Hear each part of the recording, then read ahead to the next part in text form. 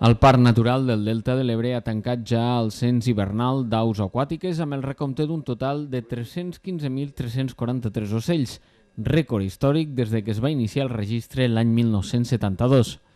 La xifra, a més, suposa un increment del 29% del número d'ocells mitjà documentat durant els últims 10 anys. El grup dels anàtids, amb un 51%, continua sent el més nombrós a la zona, seguit dels limícoles, amb un 26%. Els flamencs també han batut el rècord amb prop de 18.000 exemplars.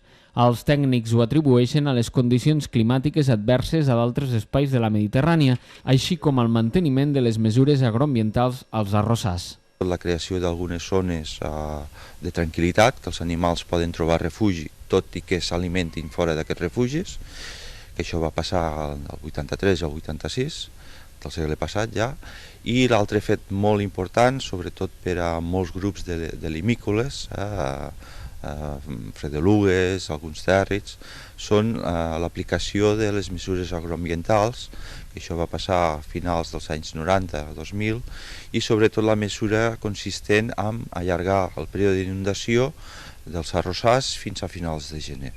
El cens es va efectuar fa unes setmanes per part d'unes 40 persones, entre personal tècnic del parc, membres del cos d'agents rurals i voluntaris.